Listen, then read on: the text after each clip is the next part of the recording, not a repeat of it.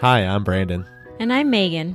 For years, we were stuck in a rut, always complaining that nothing ever changed for us.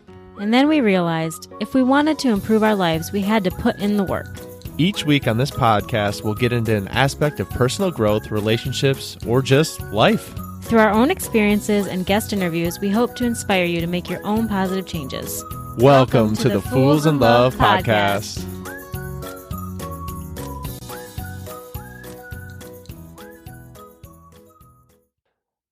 Well, welcome back. So we actually just got back from the Rise Business Conference. For those of you who don't know, we've been followers of Rachel and Dave Hollis and many of the speakers that we got the chance to see. And we knew that once they said Rise Business Conference was coming, and not only was it coming, but it was going to be in Charleston, South Carolina, which just happens to be a 4-hour drive from the Raleigh-Durham area, which is where we live. We knew we had to go. Yeah, we definitely knew we had to go. We packed the car, had Brandon's parents come watch the kids, and we were off. Yeah, and again, we knew it was going to be great. We love all the speakers. We follow all of them. But honestly, the conference completely blew us away. I mean, even after the first day or two, I was like, it's good. It's good. I really like it. And I'm not trying to say anything about it. But by the last day, me and Meg drove away with so many lessons learned and so many things that we were like, we have to record an episode. There are too many great nuggets and pieces of information that our audience would love. So our goal today, our intention today, is to talk about the top things we learned from Rise Business and hopefully give you a little bit of a taste of what it's all about and give you some practical tips moving forward. It was 3 days of intense teaching, and when I say intense, I mean 12-hour days with only a lunch break intense. And actually, day 2 was quite the insane day. So we ended up there at probably about 7:30. It started at 9, but you got there early. So about 6 or so p.m., it was still not done. And they were just giving us everything they could think of. The original ending time listed was 5 p.m., but they had already warned us, like, hey, we're not going to be done at 5. So there was another person up on stage with Rachel Hollis, and they said something about the last question. Well, Brandon and I thought that was going to mean the last question before we were let out for the night. So we were like, let's just beat the crowds and leave. So we left. We went and got dinner. About an hour later, it was probably about 7:30 at night at this point. We get back in our car after we'd run a few places, and we realize everyone is just now leaving the conference. So apparently, after the guests left the stage, Rachel went back to teaching and continued on for like another hour. So that was crazy. That kind of shows the level of commitment that they had towards this conference and what they were trying to accomplish there. So with that said, let's talk about what we learned at Rise Business.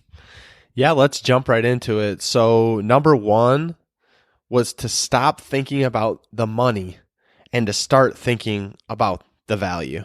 So often we get stuck on, especially when you're talking about business, if you're in a small business or you work for a company, oftentimes you focus on money. You just focus on the dollar at hand, what you can make, how much you can get, and you really don't focus on 1, why you're doing it, and 2, what value you're adding for the people that you're interacting with. And a lot of times I think we are starting out thinking about the value, but over time, as money comes up, I think many people start to think a little bit more on the money side and get caught up in that, where you start to lose the focus and the values that you started out with. So I don't even remember who actually was speaking on this, but whoever it was talking about this, and it just really resonated that, sometimes you get kind of caught up in the money side and you lose your intention and what you really started out to do. Yeah, and I think it wasn't just one person. I mean, the reason we chose this one to start it out with is more often than not, they were all speaking to this and really speaking to, if you want to be rich, if you want to get to your goals as far as money goes, you don't focus on the money. And I think the reason a lot of them let off with that is because you focus on them and where they're all at and where they've all come from. And you think, man, if I could only achieve this dollar amount. But really, if you're focusing on things where you're adding value, where you're actually making people's lives better, where you're focusing on things maybe in your company that makes people's lives better, really that happiness factor comes in. Because when you get to the end, if all you've been focusing on is money, then you're not going to be happy. And that was kind of the point, another takeaway. Yep, helping people is definitely key. So should we move on to number 2? The next one we learned was, if you confuse, you lose. And I thought this one was super powerful because I know that at times I've gotten so excited and so caught up in what I think is important about what I do that I just start talking a mile a minute and I don't even think like, this is a complete stranger who has no clue what I'm even talking about.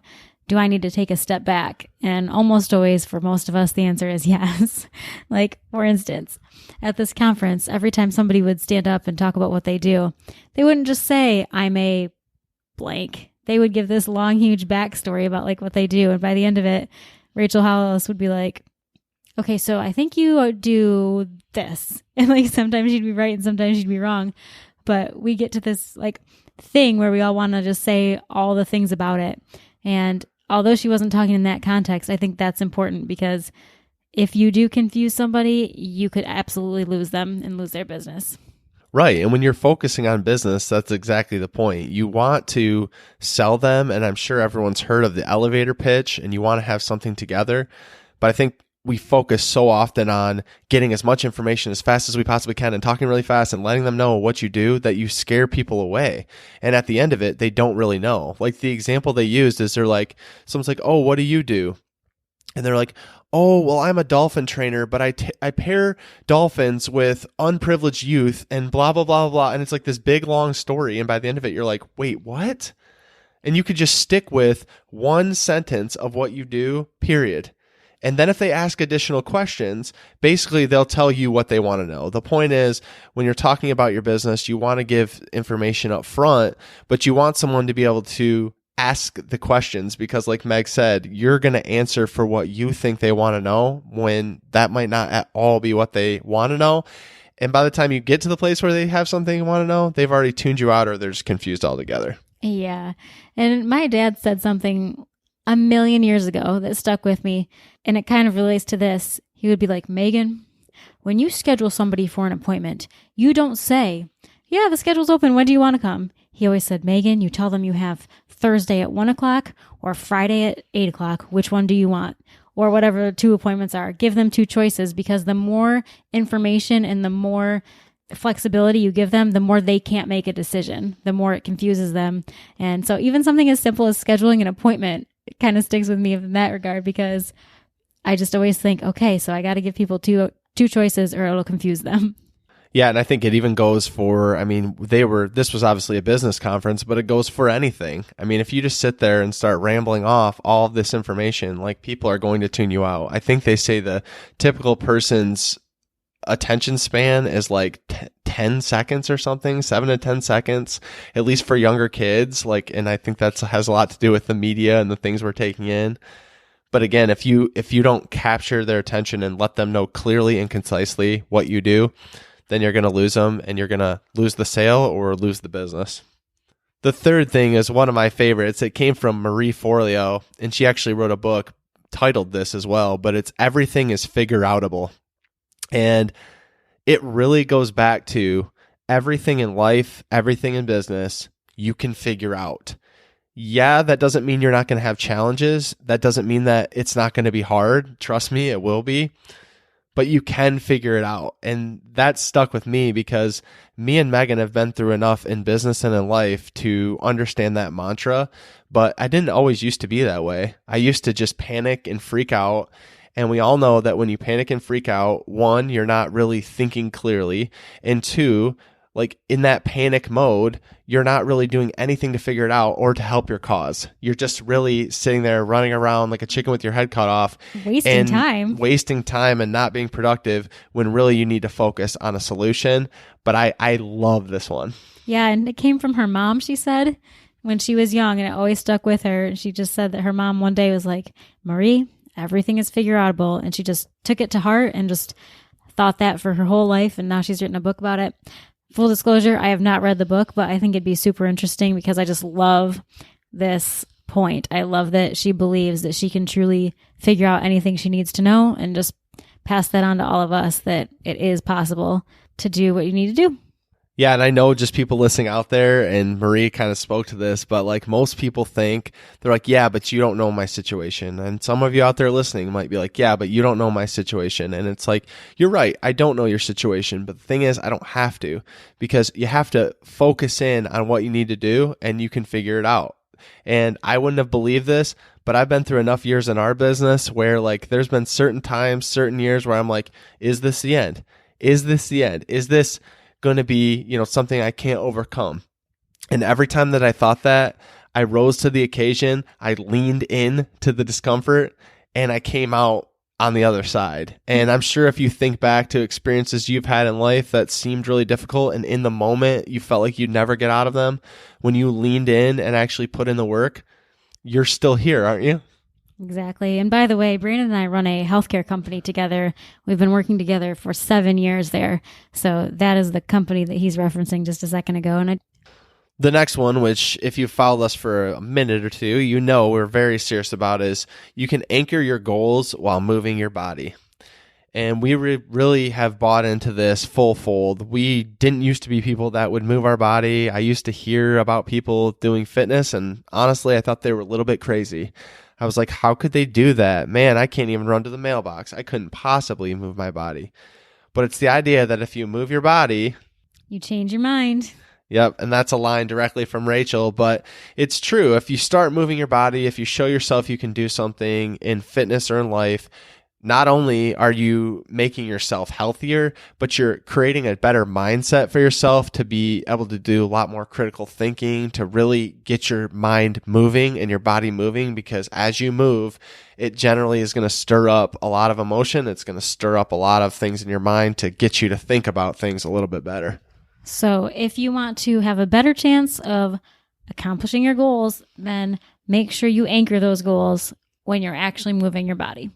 The next one was failure is the single largest information stream that exists. We actually heard a talk from Tom Bilyeu, who was the one who came up with this nugget for us. And he was basically talking about the fact that when you fail and you learn from it, that's when you're doing the most growing. Yeah, and it goes back to what a lot of the speakers were talking about, a lot of the people in the personal growth space have talked about, which is we just all fear failure. We fear it. We feel like we don't want to fail. And so really, talks us out of doing anything, because you sit there, you build things up in your mind. You say, I can't possibly do this. I can't possibly go there. And then you completely talk yourself out of doing anything at all. And a lot of that comes back to fear of what people might think, fear of what if you do this for your business and it's a big risk and you lose a lot of money, just anything along the spectrum. But again, fear is constantly controlling everything we do, because we're all humans. We don't want to look stupid. We don't want to have people see us fail. But really what Tom was saying, and what's completely true, is the times where you learn the most, the times where you can get the most information, is those times when you actually do fail. But he did also preface it with saying, like Meg was just saying, that you not only just fail, but you learn from it, and then you change what you do the next time around based on the information that you get. Because a lot of times what people do is just continue to do the same mistakes or revert back to an old behavior where they knew failure was going to happen, or they just played it safe so that there's no chance that they could possibly fail, but then there's no chance they could possibly grow. And another one was consistency compounds. Basically, that habits matter. Even if they don't seem like it today, over time, you're going to see the benefit, because as time goes on, everything is adding to itself. Everything is making a difference slowly but surely, one step at a time. Yeah, it really took me a lot of time to learn this, because I used to always focus on these big goals and look at the end game only. And then when I wasn't getting there, I would just feel a little bit sorry for myself, and think that a lot of the things that I'm doing don't actually work. It really wasn't until about a year ago when I started to become serious about my fitness, when I started becoming serious about daily gratitude, just doing these daily habits over time. And I realized that the benefit really is there. It's just not instantaneous. And so often we want the things to happen instantly. We want everything now. And really you have to be patient with yourself, put in the work, do the appropriate habits and work that in, and then you'll see the benefits later. But if you never give yourself that time, then you're never going to get there. Yeah. Like they were saying at the conference, you can stay consistent to a million things that you hate, like your job, and you can stay there for years and you might hate what you're doing. But then when it comes to your goals, you can't stay consistent to it. You're like put in like 3 weeks and you're like, man, this doesn't work. So I guess it's time to give up. Or a year. It doesn't take a year to build a business. It doesn't take a year to reach a goal. Sometimes it takes a lot longer, and we just give up because the consistency is so hard to achieve. But like we're saying, or like they were saying, you know, you'll stay consistent to stupid things or things that you absolutely despise for forever. Yeah, and that was actually from Trent Shelton. He was talking about it, and he was saying just that. Like, the whole thing with your job, like we've all worked jobs we don't like, and guess what? You showed up every day. Why? Because you saw the paycheck. The problem is with your dreams, when you're looking at them, you might not immediately see a paycheck. You might not immediately see a benefit. And that's what we're talking about. You put in these habits and you don't see it immediately. And so you don't tie it back to anything. Like you can't tie it back to a paycheck. But if you're working on like a future business, a side hustle, whatever it is, you need to start seeing that as money. You need to start seeing your dreams and where you want to go as something that's potential if you're willing to put in the work. And most of the time we don't do that because we don't see the paycheck coming in and we don't see the immediate instant gratification. Yeah. And they were talking about like, you have to think what is going to happen if you don't show up. Now, for us right now, for instance, we'll use Fools in Love podcast. If we don't show up for the podcast, yes, it would affect the people who listen, but the bigger world is not going to be affected. So the things that it would affect right now, it would affect our marriage because we would know we weren't doing what we were supposed to be doing, that we agreed that we would do together. It would affect what our children see us doing because at least our daughter for sure knows what Fools in Love is and knows that we're working on it. And so she would see that we weren't doing it. And all these things might not have an immediate effect, but if we didn't show up, they would begin to notice. If we didn't show up and do the work, then it would be something that we felt we had given up on. Yeah, that's so right. Because the issue is that, like Meg was saying, you don't show up. Like, and who's it going to affect? And most of us think it won't affect anything because nobody cares and it doesn't matter. But it does matter. Your dreams do matter. The things you're working on do matter. If I show up every day to a job that I hate and I complain about it, but then I do nothing to fix it, then everyone around me is going to see that that's a behavior. I'm teaching my kids that that's a behavior that you should stick with. Like, well, if you have a job that you don't like, you should just stick around and stay with it, and that your dreams aren't worth it. One of the speakers was telling a story where, like, if your kid's looking at you and you're telling them they can go out and do whatever they want and they can be the person they want to be, but then you're not modeling that for them, then they're going to be like, well, why aren't you doing that? Why haven't you gone out and done it? If it's possible, then why are you going to a job you hate every day? Why are you doing it?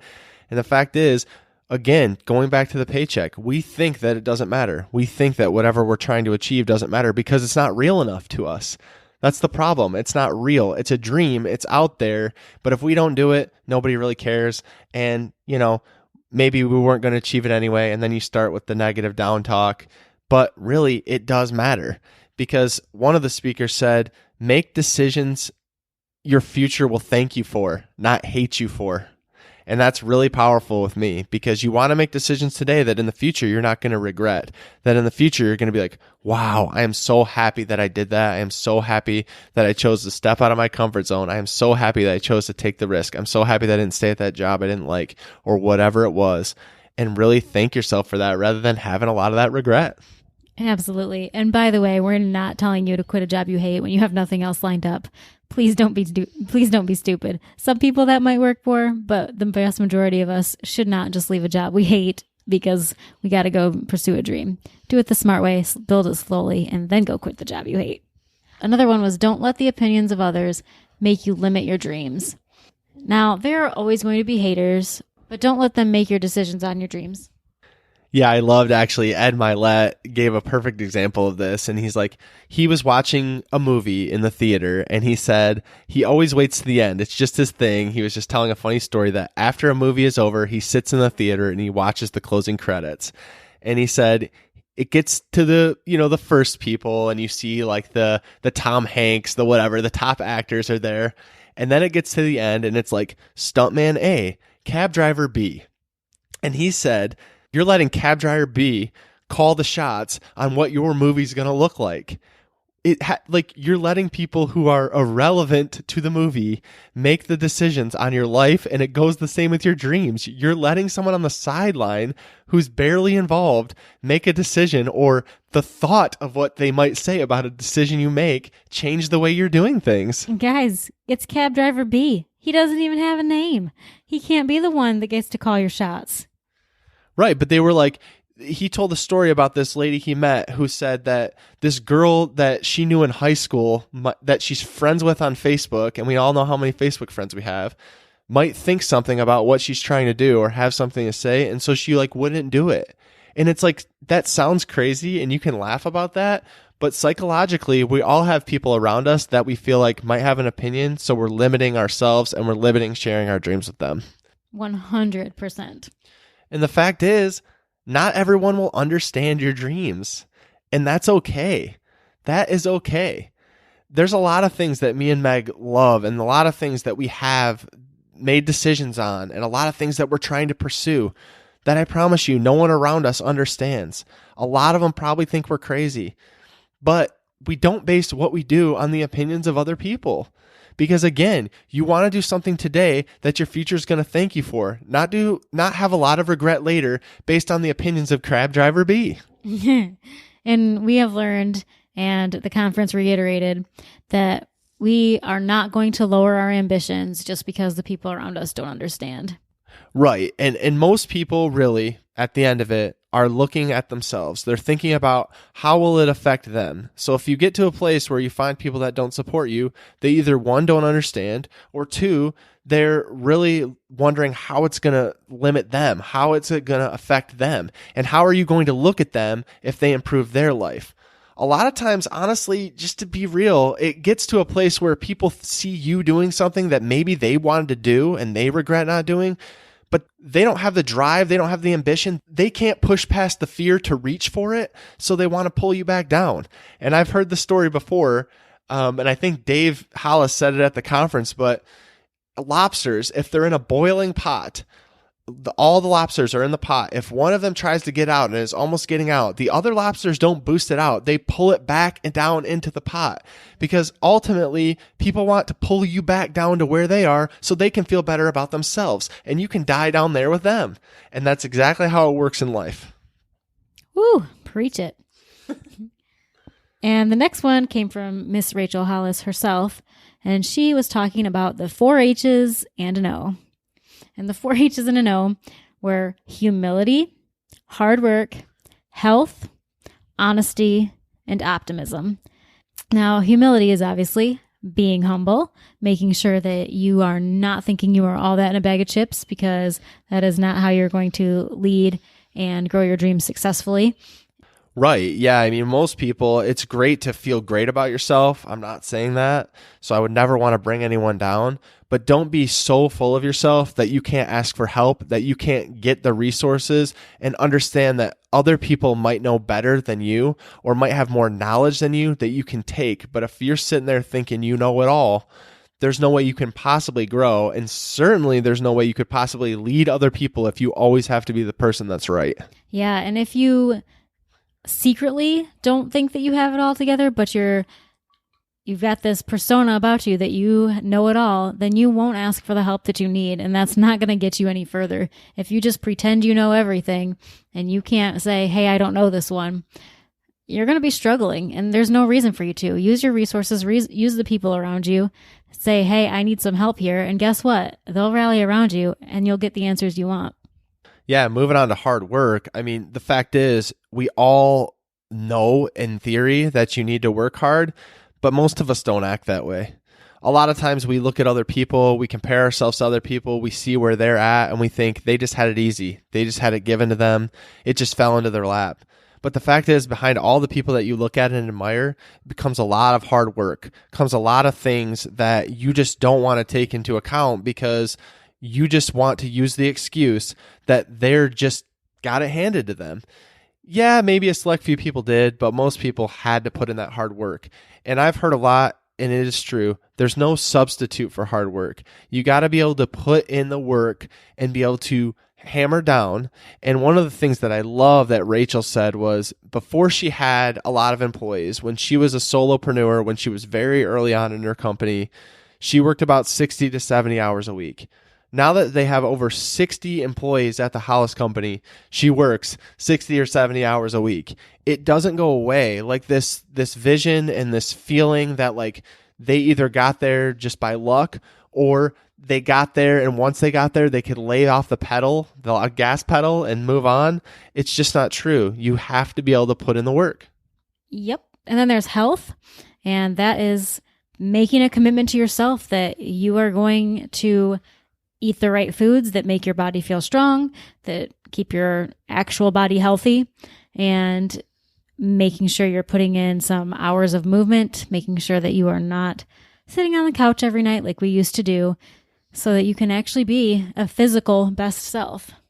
Yeah, and really that goes on to the next one, which is honesty. You have to be honest with yourself at where you're at. You have to be able to assess yourself, because if you're going to hold yourself at a really high regard, you need to be honest that maybe not all things are there. Maybe you are moving your body every day. Maybe you are really healthy, but maybe you're not really putting in the work that you need to put in to get to the place in your business that you want to get. Maybe you're not putting the place in your relationships that you want to get, and then you're expecting a result that you're not willing to put in the effort with. You got to really look internally, because no one else can tell you what you're thinking other than you. And that's really hard to hear because we so much focus on the opinions of others. But unless you're willing to be honest with yourself, and again, going back to the humility, going back to asking for help, going back to, am I really working hard enough? I think when we look at ourselves, we're the only people who can really give ourselves an honest assessment at where we're at, because we're the only ones in our own mind. And then speaking of your mind, optimism. You have to be optimistic. You cannot walk around thinking that this thing won't work. You can't walk around thinking that these people around you won't work. There has to be some optimism. There has to be a positive mindset. You have to break past the inclination in your soul to think that every single thing is just the end of everything, and you have to be able to see forward and see past.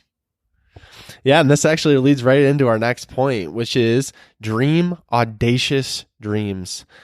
And really what that means is dreaming dreams that are bigger than anything you can really imagine. Because I know for me, when I dream dreams, I think about what's really realistic. Not so much where I want to go, but what I think realistically I might potentially be able to get to. And it's really like, as I'm saying it, it's just that really limiting talk. Even when you're dreaming, and I'm using my hands in quotes, is you're like, well, maybe I could get there, so I guess I'll put that down. But you don't really push the envelope and be like, and call your shot, which is what they were talking about. Call your shot. Babe Ruth this thing. Tell yourself where you're going and do that daily so you know like what you're trying to do. Yeah, at the conference, we had to basically write out a list of our biggest dreams. And then we were encouraged to go bigger, like not play it safe on the paper that we were writing out, because like Brandon was saying, we all have a tendency to just think in like what could kind of maybe be possible, not practically impossible. So we did have to do that, where we wrote them out as big as we possibly could. And another important thing about dreaming audacious dreams is that you have to understand that it won't happen overnight. And that goes back to consistency compounds a million times over. If you don't have the consistency, if you don't show up every single day, if you can't be willing to put in years of work, then it might not happen. You have to be able to see past the temporary pain for the bigger reward and keep going. Yeah, and the biggest thing that Rachel said is don't get overwhelmed by everything and then do nothing. Mm-hmm. Like she said, you know how you do it? You know how you get past even the difficult things we were talking about earlier? You just take one step and then another and then another. And my favorite critique for myself is you try to do it all in one day, and it's just not realistic. A lot of the dreams, a lot of the things, you're putting in a structure to get there, and that comes back to the habits too, but it's not just going to happen. It's not just going to happen. And so you got to be realistic, but also you got to push yourself beyond your current mindset, your current feelings, and you really got to push bigger. Another really important lesson that we learned at Rise Business was that time is not limitless. And that seems like a duh kind of statement, but really we all kind of operate like that, don't we? Where, if you don't do something right now, it's fine because you can tackle it later when things are less busy, when things calm down, when the kids are a little bit older, when there's maybe a little bit more money in the bank account. There's 5 bazillion reasons where it's not right now. And that translates into feeling like time is not limitless, that we just can do it later. And that's not always the case. Right. It really goes back to, what are you really trying to do? What are the goals you're trying to do? And why are you trying to do that? Like, think about all of your goals, like we talked about with the last thing. Like, why do you want to get there? There must be reasons. Is it for your family? Is it for yourself? Are there things? Are there ways? Do you hate your job? Are there reasons you're trying to get to where you want to go? And then understand that, like, you can't afford to just keep waiting. And I'm so guilty of this. So this kind of points the finger at myself. I'm so guilty of being like, well, we can just get to that next week, or, well, now might not be the best time for whatever reason. But really, time is not an unlimited resource. It's going to run out. And so, again, you don't want to get to a place where you're going to regret it later. Like, stop putting it off. Stop putting it off. Because one of the most important things is, why do you need to be on your A game right now? And for me, I'll give it to you. I have a family that needs me to be on my A game. I have a family that needs me to get them to a place, that needs me to show them how to lead. I have a staff. I have employees. I have a team. They need confidence in me. They need to see me showing up and be a role model for them. Because if you are a boss, if you are a leader, if you are a family, if you're a parent, it starts at the top. You got to role model that. You got to trickle that down to everyone else by showing them how to do it. And if you're showing them that, well, you'll just put it off for later and later, then how are you really showing up for them? Yeah, that's such a great point. We really do need to think about why we're doing something, and if it's the actual time to put something off, or if we're just trying to procrastinate and do it later for no real reason other than laziness. And there are certain times when, you can't do everything at once, of course. But we do need to make a better effort, at least us personally, to realize that, hey, we might just have today. And if we just have today, is that going to be good enough? If it's not, if the answer is no, then we better get to work, because we don't know how long any of us will have. And if we want to make a positive impact on this world, it's time to get to work. That's real. And that actually reminded me, as you were saying that, one of my favorite things was from Brendon Burchard. And he said he has something posted next to his computer at work. And every day he reflects on this. It's 3 things. Did I live? Did I love? And did I matter? And really, it's a reflection thing to say, like, did I make a difference today? And like Meg was saying, if it was your last day, are you going to be happy with where it ended? And most of us, if we're being honest, if we go back to that honesty piece, the answer is no. But that's okay, because also Brendon Burchard said that every day that you wake up is a fresh start. And I would argue that you don't even have to wait to the morning for that fresh start. As you're listening to this right now, in your car on the way home, in the morning as you're getting ready, you can decide to make a decision to make your life better. Me and Megan are honestly living proof of that. The only reason we're doing this podcast, the only reason we're doing a lot of things we are and put a lot of this positive structure in our life is because we simply said, today is the day. We no longer are living that way. We understand we're unhappy, but we're going to take control of our own lives and go out there and make it happen.